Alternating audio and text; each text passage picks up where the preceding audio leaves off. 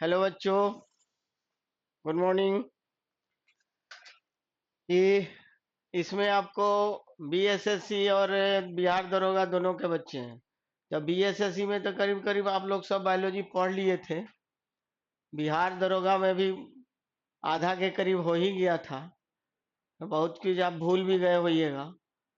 तो बिहार एसएससी वाले के पास तो पीडीएफ फाइल था, उसी से पढ़ रहे थे। दरोगा वाले को तो हम लिखा रहे थे, ठीक है। तो वो जो लिखा हुआ है वो देखिए, और नहीं तो पीडीएफ फाइल अपलोड हो जाएगा 1-2 दिन में, ठीक है। कल हो जाएगा, तो वो अपना डाउनलोड कर लीजिएगा, ठीक है। तो आइए अब शुरू करते हैं कुछ कुछ, ठीक है। शुरू से पढ़ाएंगे बायोलॉजी, और बहुत भूल भी गए होइएगा तो रिवाइज भी हो जाएगा।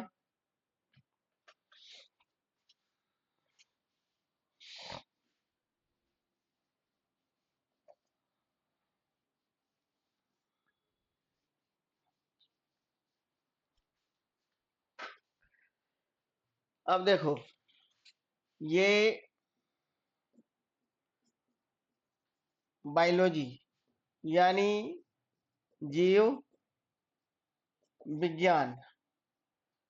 तो ये बायोलॉजी जो है, ये दो शब्द से मिलकर बना हुआ है, ठीक है। एक है बायोस, मतलब लाइफ, लाइफ यानी जीवन।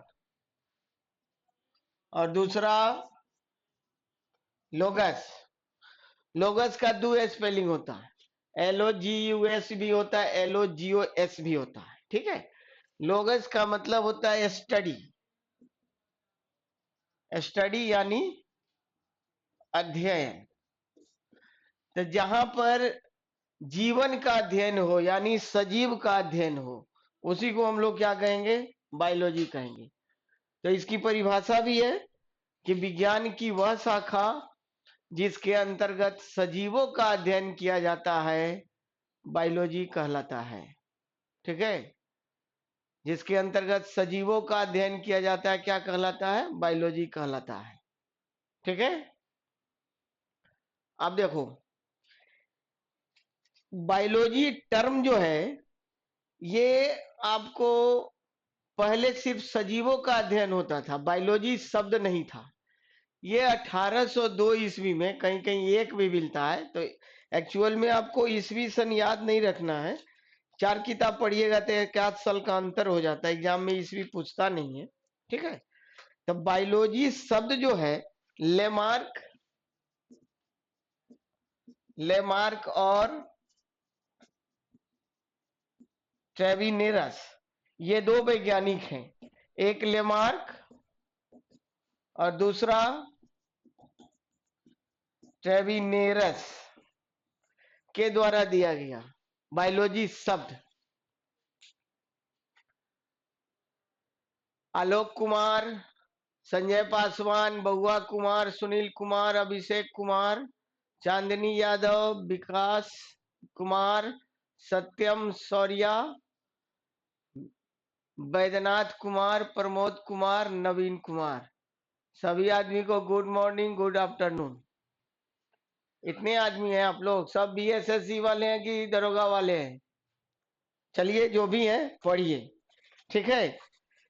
तो बायोलॉजी शब्द जो है, सर्वप्रथम फ्रांसीसी प्राकृतिक वैज्ञानिक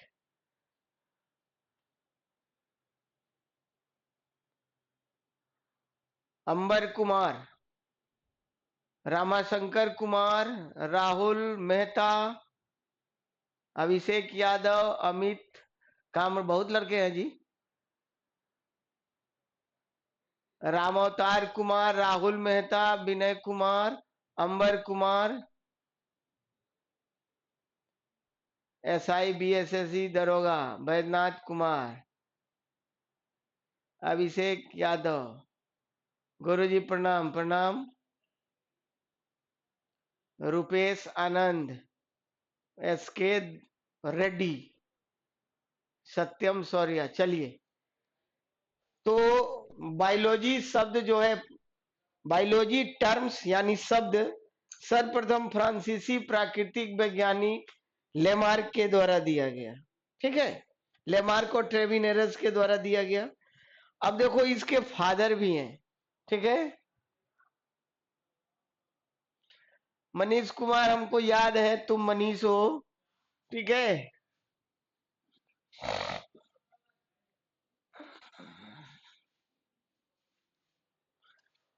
अब देखो इसके फादर भी हैं। ठीक, अब देखो तो father of biology, father of biology यानी जीव विज्ञान के पिता। ठीक है, किसको कहते हैं?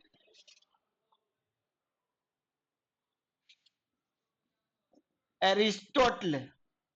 इंग्लिश में, लैटिन भाषा में एरिस्टोटल बोलते हैं और हिंदी में इनको अरस्तु कहते हैं, अरस्तु कहते हैं। ठीक है, अब देखो ये बायोलॉजी जो है आगे जाकर, बायोलॉजी आगे जाकर दो पार्ट में बढ़ जाता है। एक है बोटनी और दूसरा है जूलॉजी। तब बोटनी, फादर ऑफ बोटनी हो गए वनस्पति विज्ञान और जूलॉजी हो गया जंतु विज्ञान। अब देखो फादर ऑफ बोटनी भी होते हैं, फादर ऑफ जूलॉजी भी होते हैं।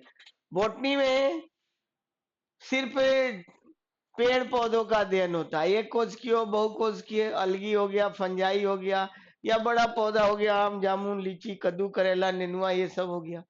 तो एक कोशिकीय भी बहुकोशिकीय भी, सिर्फ पेड़ पौधों का अध्ययन होगा। जूलॉजी के अंतर्गत, जूलॉजी के अंतर्गत सिर्फ जीवों का अध्ययन होता है, एक कोशिकीय हो या बहुकोशिकीय, जैसे अमीबा, यूग्लिना। उसके लिए भी बउआ कुमार पढ़ सकते हैं, सब पीसी के लिए भी पढ़ सकते हैं, यूपीएससी बीपीएससी सब के लिए पढ़ सकते हैं। एनटीपीसी ये का है आप बोल रहे हैं, समझ गए? अब देखो तो फादर ऑफ बोटनी भी है, फादर ऑफ जूलॉजी भी है। तो जूलॉजी में एक कोशिकीय या बहुकोशिकीय, जैसे अमीबा, यूग्लिना, पैरामीशियम या मनुष्य, हाथी, घोड़ा, सांप, छुछुंदर सब का अध्ययन होगा।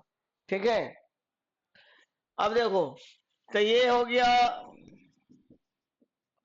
Father of zoology. Father of zoology जंतु विज्ञान के पिता। तो जंतु विज्ञान के पिता कौन हो गए? सेम टू सेम एरिस्टोटल यानी अरस्तु। ठीक है, उसके बाद father of, father of botany, father of botany ये वनस्पति विज्ञान के पिता, ये हो गए थियोफ्रेस्टस, यानी फादर ऑफ बोटनी थियोफ्रेस्टस को कहा जाता है। तो तीन हो गए।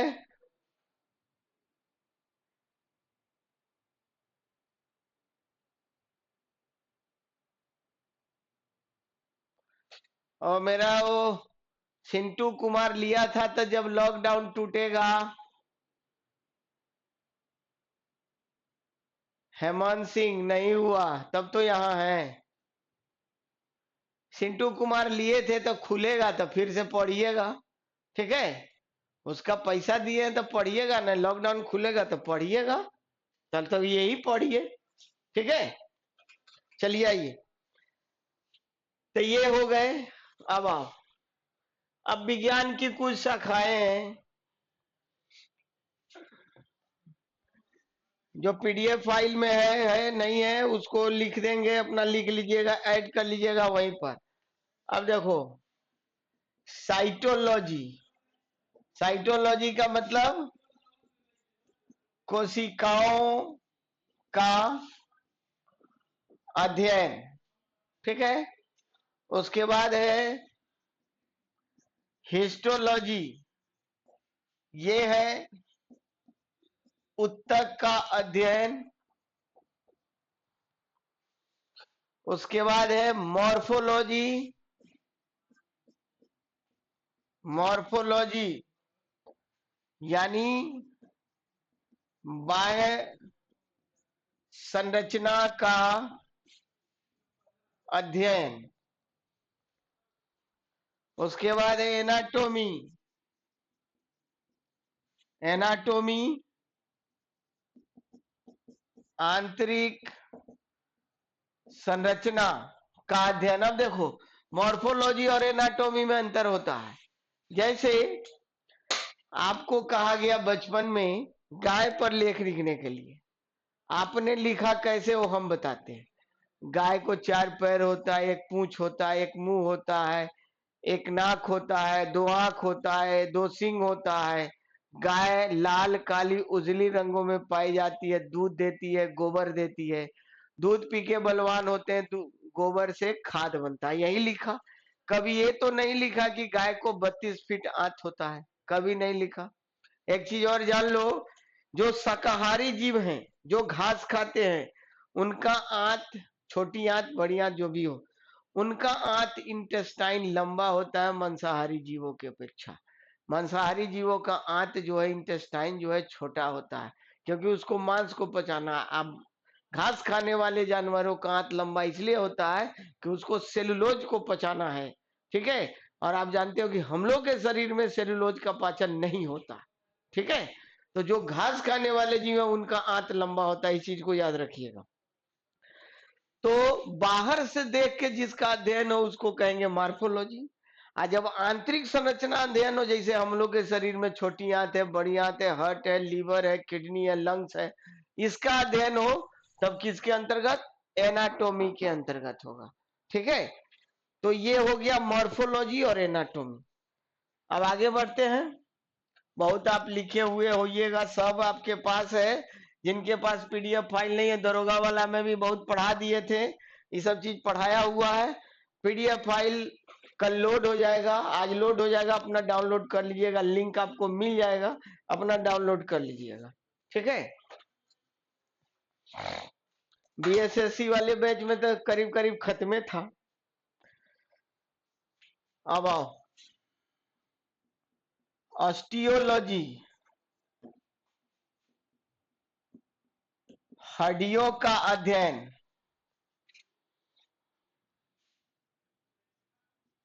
ओडोंटोलॉजी दांत का अध्ययन।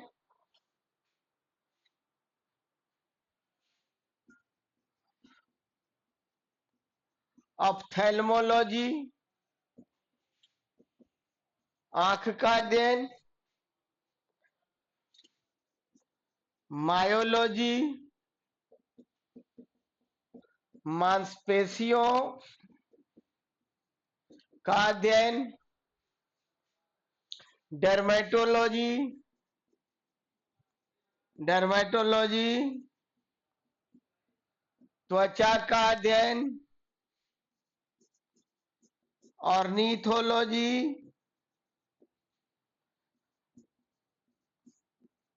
पक्षियों का अध्ययन। एक चीज यहाँ ऑर्निथोलॉजी में छूटा हुआ है, जिनका नहीं लिख पाए हो लिख लेंगे। भारतीय पक्षी की उपाधि लिखिएगा ऑर्निथोलॉजी के नीचे। भारतीय पक्षी की उपाधि डॉक्टर सलीम अली को दिया गया है। अब ये दुनिया में नहीं है, मर चुके हैं, बहुत बड़े पक्षी वैज्ञानिक थे। भारतीय पक्षी की उपाधि डॉक्टर सलीम अली को दिया गया है, इसमें लिखा हुआ है। और भारत में सबसे बड़ा, यहाँ सांप काट के पक्षी बनाइए। भारत में सबसे बड़ा पक्षी घर कोलकाता में है। ये पेज नंबर 2 में सांप काट के पक्षी बना लीजिए। भारतीय पक्षी की उपाधि डॉक्टर सलीम अली को दिया गया। भारत में सबसे बड़ा पक्षी घर कोलकाता में है, वहां सांप काट के पक्षी बनाइएगा। जिन जो नहीं बनाए हैं बना लेंगे, जो पहले जो सुधार लिए तो ठीक है। अब आइए सर्पेंटोलॉजी और ऑफियोलॉजी। हड़बड़ाइएगा नहीं कि सर फिर से वही चीज पढ़ा रहे हैं, आपको और रिवीजन हो जाएगा, याद हो जाएगा। सर्पेंटोलॉजी और ऑफियोलॉजी, सांप का अध्ययन। और इसी के नीचे लिखिएगा, भारत में सबसे बड़ा सांप घर चेन्नई में है। भारत में सबसे बड़ा सांप घर चेन्नई में है।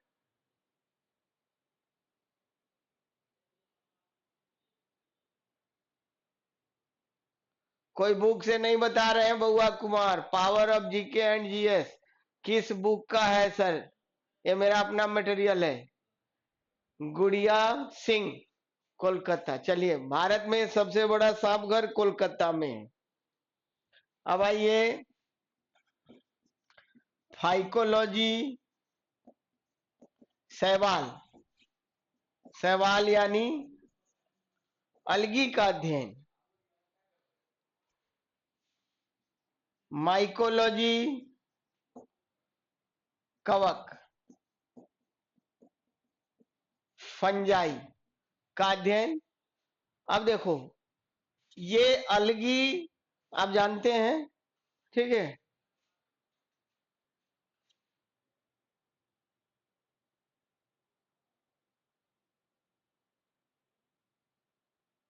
अब देखो, अलगी आप देखिएगा, अभी बरसात का समय है, आप अपने घरों में कल के पास देखिएगा, चापाकल के पास देखिएगा, ठीक है। ये आपको हरा हरा निकल जाएगा, वो क्या है? फंजाई है।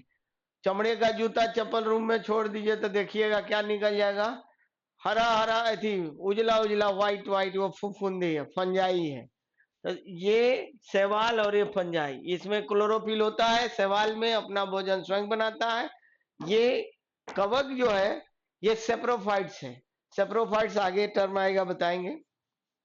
सेप्रोफाइट्स का मतलब हो गया सड़े गले पदार्थों से अपना भोजन ग्रहण करता है, ठीक है। अब आओ पोमोलॉजी। पोमोलॉजी या कार्पोलॉजी, फल का अध्ययन। एंथोलॉजी,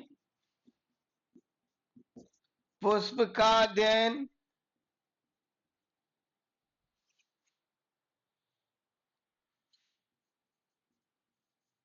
कार्डियोलॉजी, हृदय का अध्ययन।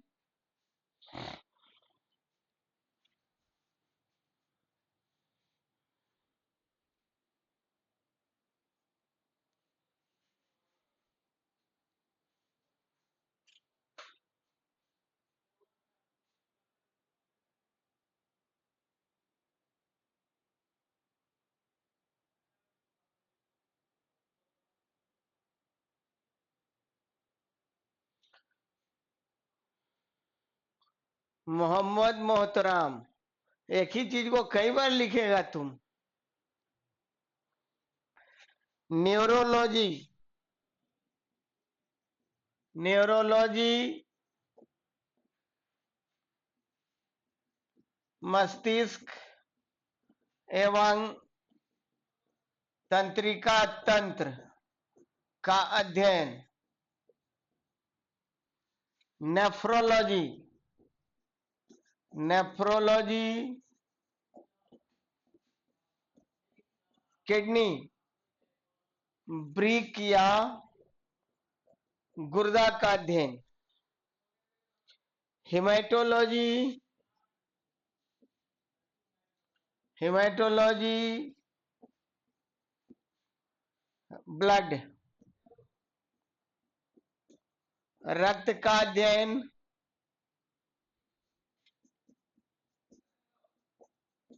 इक्थियोलॉजी मछली का अध्ययन।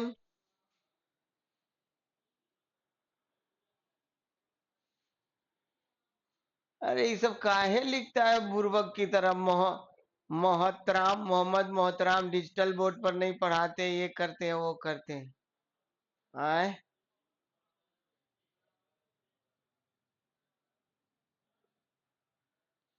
Power of GK and GS, हम 12 से 1 में लाइव रहते हैं। उसके बाद एंथोलॉजी तो बता दिए हैं। बैक्टीरियोलॉजी, बैक्टीरियोलॉजी जीवाणु यानी बैक्टीरिया का अध्ययन। वायरोलॉजी विषाणु यानी वायरस का अध्ययन।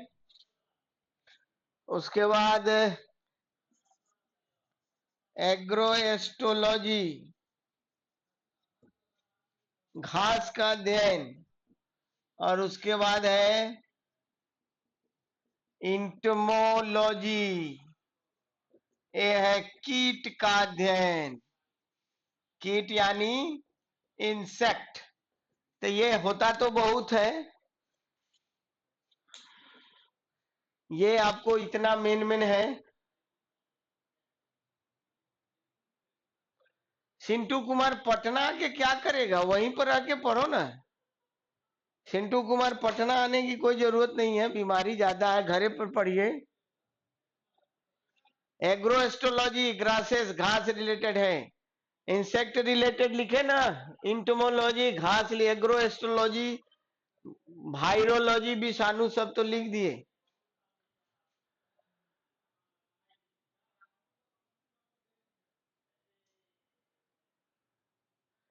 उसका इसी में नहीं हुआ होगा, अनूप कुमार दुबे, वो जो बैच है उसी में आपका होगा, इसमें भी पढ़िए, ठीक है। वो जहां पढ़े थे वहीं होगा। तो आओ अब चैप्टर थोड़ा सा शुरू करते हैं, आज तो पहला दिन है।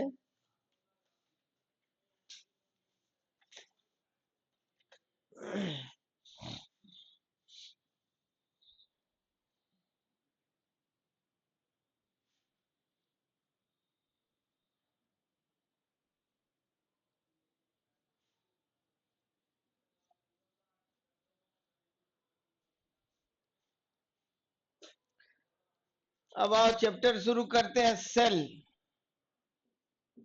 कोशिका, सेल कोशिका। अब देखो,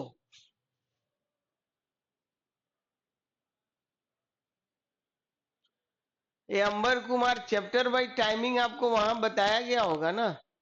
ये दरोगा के लिए 10 या बीएसएससी के लिए 10 से 3 चलेगा क्लास। तो जो जो टीचर जैसे जैसे आ रहे हैं वैसे वैसे टाइमिंग रहेगा। मैं 12 से 1 में रहूंगा।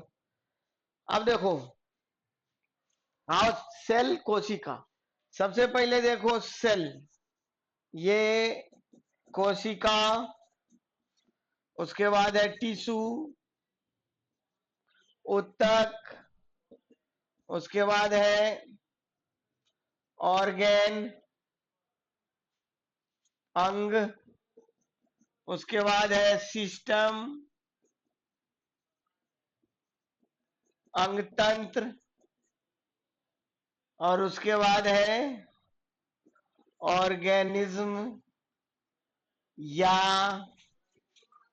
एनिमल्स या बॉडी। ये हो गया जीव या जानवर या शरीर।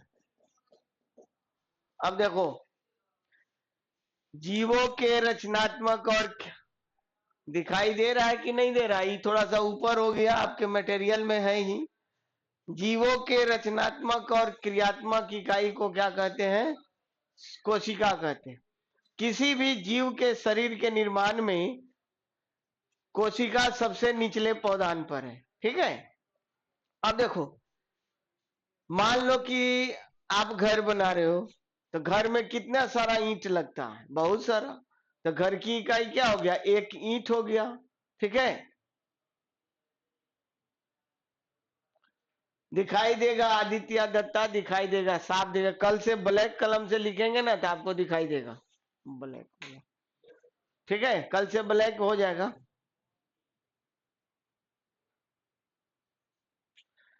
सिंटू कुमार, मेरा कोई बुक नहीं है मार्केट में।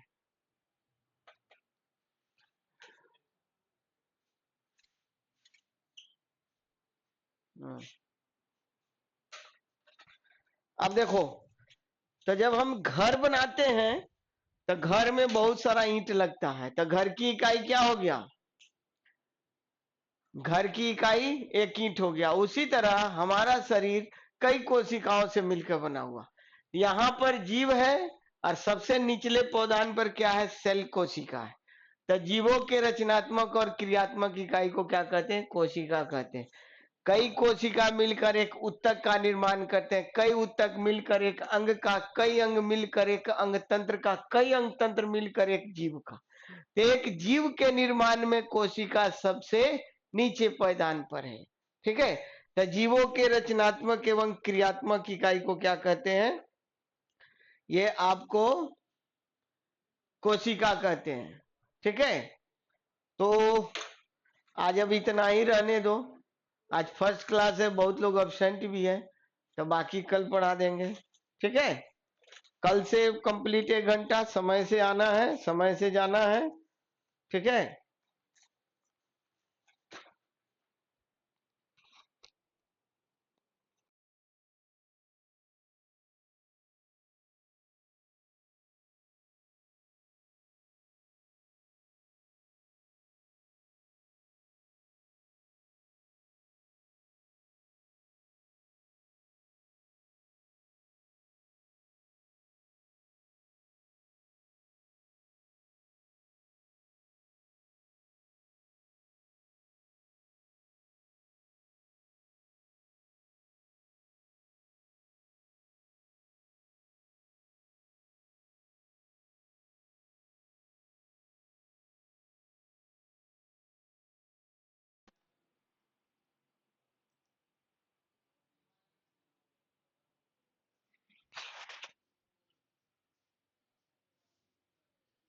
बउआ कुमार, हेमंत कुमार, सिंटू, आप लोग को पहले ही बता दिए हैं कि जब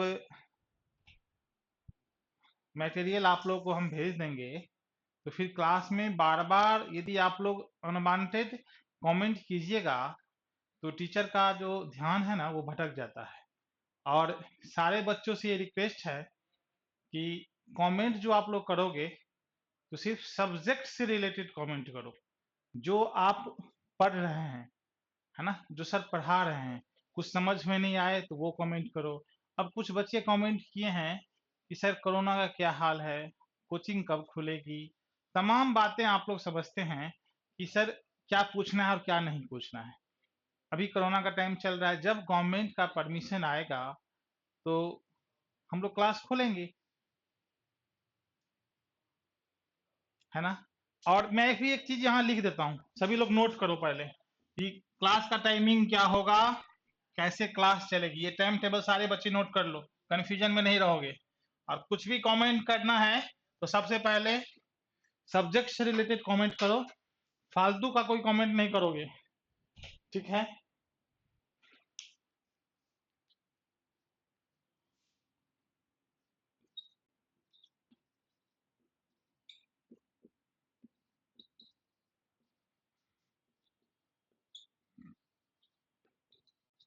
फिजिक्स 10 से 11 फिजिक्स होगा।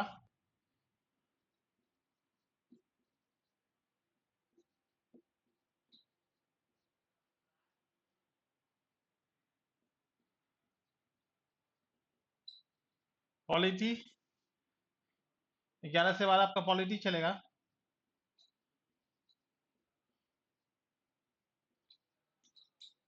बायोलॉजी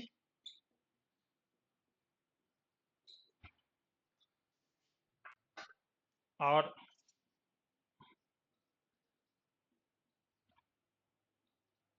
मैथ 1 से 2 मैथ चलेगा। और सबसे लास्ट क्लास आपका है हिस्ट्री बाई सहनसा पंकज मिश्रा सर।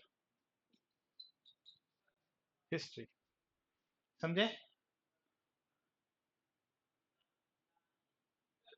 और एक बात और, ये तो सारा सब्जेक्ट का है, यही इसी टाइम टेबल से इसमें 10 मिनट आगे पीछे हो सकता है, लेकिन सारे बच्चे समझ लीजिए। अंबर कुमार लिखे हैं कि सर चैप्टर वाइज टाइमिंग बता दीजिए। चैप्टर वाइज टाइमिंग नहीं, क्लास वाइज टाइमिंग ये है आपका। सर जो पढ़ाएंगे कंप्लीट शुरू से हम पढ़वा रहे हैं। बहुत सारे बैच में जो है नाम जान के बउआ कुमार क्या करोगे ये बताओ। फिजिक्स पढ़ाते हैं Ashish sir, polity Kashyap sir, biology रामोद सर, हिस्ट्री सहनसा पंकज मिश्रा सर।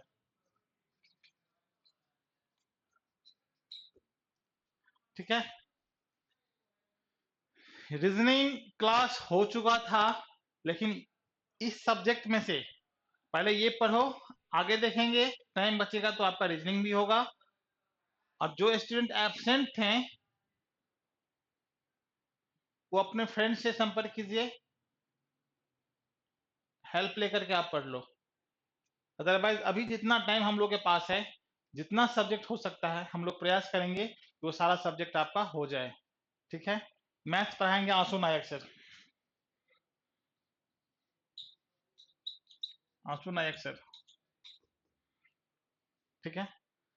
अब मैथ्स वाले सर ही आने वाले हैं, वही आ रहे हैं, तब तक आप लोग 5 मिनट वेट कर लो, रिफ्रेश हो जाओ, उसके बाद फिर मैथ्स पढ़ना। और आरती कुमारी रीजनिंग, करेंट, हिंदी, इन सारे सब्जेक्ट का चर्चा बाद में करना। अभी जो सब्जेक्ट चल रहा है पहले उसको पढ़ो आप अच्छे से।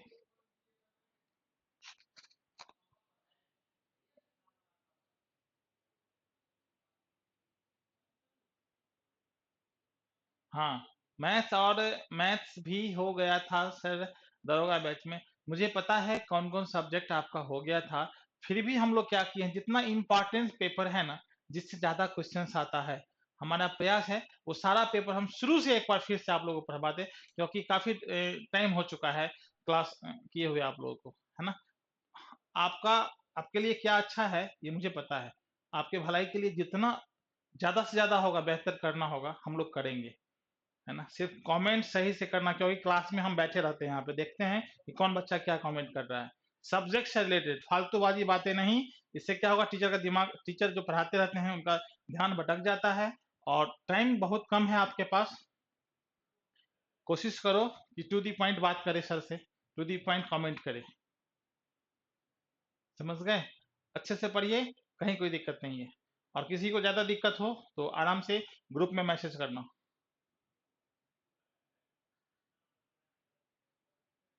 ठीक है, ओके। मैथ वाले सर अब आएंगे।